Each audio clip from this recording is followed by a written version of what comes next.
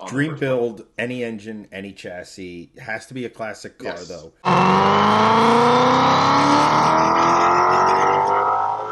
Vintage car with modern upgrades. That can be fab work, anything. Think of a vintage resto mod, but having the best of everything or having a unique panache.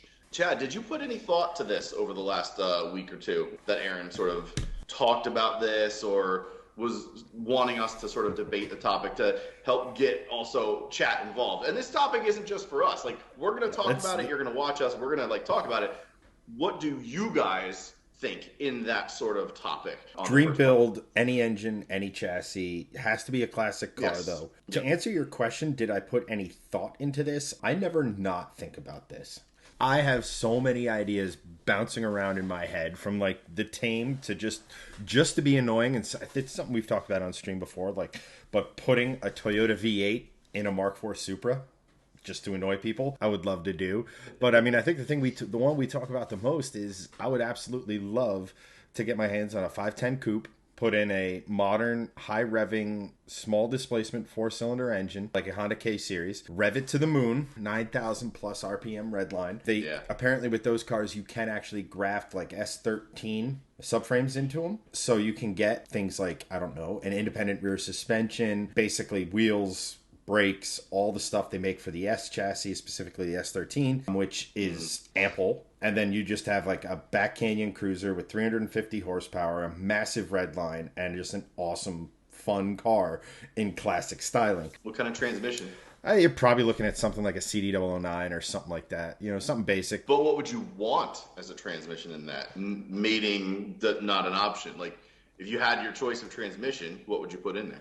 Choice of transmission, probably the CD009, or I forget the exact code designation. Basically, a S2000 driveline. Just figure it that. High revving Honda motor, Honda trans, Honda rear end, limited slip diff, independent rear suspension, appropriately sized but very capable braking system. That's one of the most impressive things, and things I didn't think I was going to like as much or notice as much in my Mustang is just how well that thing reduces speed. So I want something akin to that. Modern ABS systems, most modern ECUs, like if you get a big one of the better Haltex, Motec and everything, can do ABS, programmable traction control, so you can have that dial that goes all the way from no traction control all the way to full TC and everything kind of in between based off of a dial. Mine would go to 11 for obvious reasons. Like the Ferraris with like the Manatino switches? Yeah, pretty much. So you can have all of that modern driveline features, modern stability control features, modern stuff to where you can just sit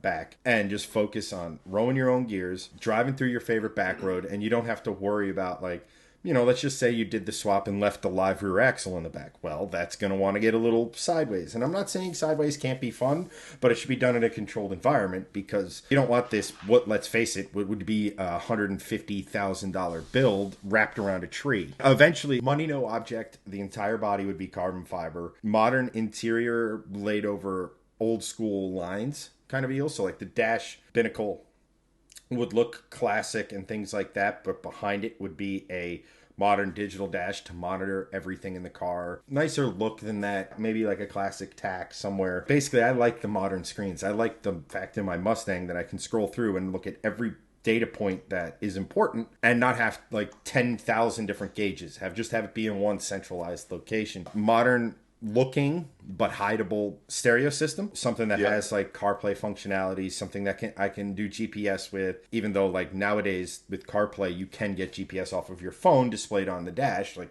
modern little stuff like that. Modern speakers. I wouldn't go crazy. I wouldn't have a big ass box for a subwoofer in the back, but I would want something that has that tone, but I'm not looking to add a shit ton of weight just to have the banging stereo. Just something that is an all-rounder. I can have a ton of fun in. It hits all the visceral experiences, right? Like when you drive a car, you're not just experiencing one thing. You're experiencing the way the steering feels, the brakes, the clutch, the way the car shifts, the sound the engine makes, the sound the transmission makes, the sound of just the act of driving. Then it's what your ass is telling you as far as the seat and things like that. Basically, it's a modern-ish car in classic styling. And it's, like I said, for whatever reason, I've just fallen in love with that idea because, like, the big Pro Street, like, that style has been done to death with, you know, V8s and things of that nature. to where I'd like something with a little bit of a different engine. You know, because people have that tendency, like the big swap in the 510 community is to put an SR20 in it and boost it. And which is a good swap. It's a good swap, don't get me wrong, but there's something about making more naturally aspirated horsepower than people think you should that's wildly appealing to me. And just so everyone knows, Chad's talking about a Datsun 510. Not that there is another 510, but in case anyone's wondering, yes, Datsun 510, which is a really cool old 1970s sort of platform. Yeah, perfect. Yeah, just like that. But basically that. I would even consider maybe chopping and channeling it a little bit just to kind of bring the proportions a little more squat. That's pretty much at the top of my list. And before I go to yours and option number 2, the reason I had the Falcon up is because we kind of talked about the Datsun for a minute, and people in chat notary. No, Charmaine, not a rotary though. That's the thing. I like pistons with revs, but 3-rotor, 4-rotor, I can potentially get behind that. But real quick, just the reason I had the Falcon up is because I was thinking about it, and I've always thought about this. Like, I love the Falcon platform because basically it's a Mustang without a Mustang, if that makes any sense. This is what the original Mustang was based on, which got me thinking, like, okay, this, that. And I was like, well, now here in the States, we don't have modern Falcons. They died off a long time ago. But down in Australia, they do. And they're powered by a pretty incredible engine, the Barra. So I was thinking Barra, early 60s Falcon. That would be really cool. I would love to see that. I'm sure it's been done, but I don't know about it because I'm in the U.S. and I want to see that right here, right now. Right. I just think it would be a cool little swap. And I mean, it's not like throwing a RB26 in a 60s Mustang kind of a deal. You know what I mean? So no Fast and Furious 3 going on. Not that or TJ Hunt for that matter. A couple more comments. Doug says he has a 1965 Rambler Marlin rolling body. While I'm opposed to cross-swapping brands, the new Challenger EV setup would be cool in there. Obviously, without the recorded noises. Agree. Before you get to that, I just looked up Rambler Marlin, and what is going on with the back of that car? Yeah, it's cool. It's a pillarless, like, drop head, but not a drop head. It's like a pillarless, what's the word I'm looking for? Pillarless fastback. Right. That is all well and good, but the fact that it is literally half the car. Look at how long this goes on for. I know. Look at this. Awesome. It's cool. It's a cool car. I'm not saying it. I'm just saying it's a little interesting. And yeah, sure, put an LS in it. So, I have a very interesting one, an answer for this, because I've sort of been thinking about this for the last 2 weeks. So whenever I talk about this, I always go to like some Volvo. And one of my dream builds is actually an old Volvo Amazon wagon. So the Volvo 122, I think it would technically be like the 125 if you go by Volvo nomenclature and whatever. But it's the old Volvo Amazon wagon, and I would love to have that like dropped a couple inches on 19s with like a big LS or Coyote, or even like a Volvo, T5 5-cylinder in it to keep it more Volvo. But that car was something cool. Be like, that's one of my dream builds. But when we're talking about this topic where it is lots of different things that you can put in together, and that we don't have to necessarily make it fit together in this optimal world, I've always been a huge fan of the Jensen Interceptor, sort of in the same way that the Marlin you just brought up. It's like that, it has that little fastback sort of nature to it. It's just a cool looking car. A lot of the switchgear is very neat. The interior is well laid out. It's very cool. It's very driver focused. And it's just a name that doesn't get thrown around a lot with these sort of resto mods. You always get old Fords and Chevys and old Volvos, if you will. You never hear about Jensen, because Jensens are very cool, and I'm sure most of us that are watching this or in our age bracket of, I'm 38 by the way, of 30 to 65, probably all watched Top Gear and learned or either knew about Jensens beforehand or learned about Jensens through Top Gear and how cool they are. So that's how I got introduced to Jensen. It was really, really cool. Really, really cool car. I was thinking we could do the body of a Jensen Interceptor with a full new chassis. Our friends over at Blue Sky Performance and Restoration, they use a shop called Roadster Shop, and I believe that they do like full custom chassis. So I'd love to do a custom chassis like that on a Jensen body with a fully customized interior. Same sort of what Chad had said about the 510. Get Apple CarPlay. I'd love that. A nice sound system would be cool. Maybe make it raise out of the dash.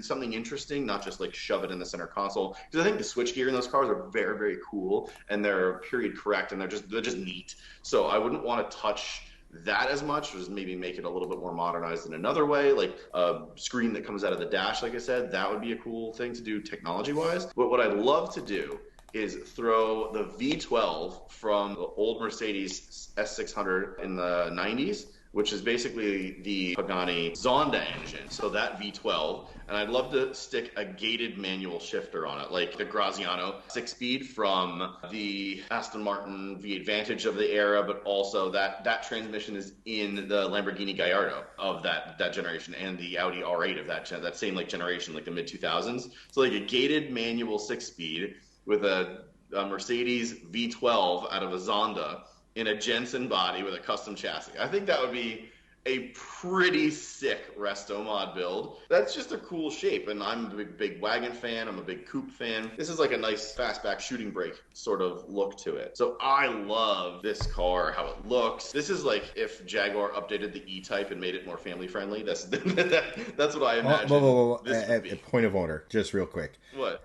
If you took the 2-seat convertible car that we made as a sports car and made it less like a sports car, threw in some extra seats, added a roof. Didn't they make a fastback E-Type? There's a fastback E-Type. Yeah, but that's more... Isn't it the Type 2? That's more shooting brake than anything else. That's what I'm saying. Like, if it was, like, updated for, like, the next decade or whatever. That's what I imagine the Jensen. That's my, like, what I would sort of pick and choose to put into it. I think that V12, because it sounds epic. That manual transmission, that 6-speed gated manual out of a Gallardo or Audi R8, or even Aston Martin, because it was all the same box. You just do it differently in the center console where you have the actual gated manual. I think that would be a really, really cool build, and probably one that I would do if I had enough money. I'm not sure if there's even a way to do that, but I think that'd be really neat. I think where there's a will, there's a way. If you have the budget, any engine within reason will go in any hole. So we got a couple of comments about this while I was talking about my Jensen that I would build. Doug France, Jensens are awesome. I agree. They're very cool cars. They had a 440, right? I actually don't know what they had in originally. They came with some kind of Chrysler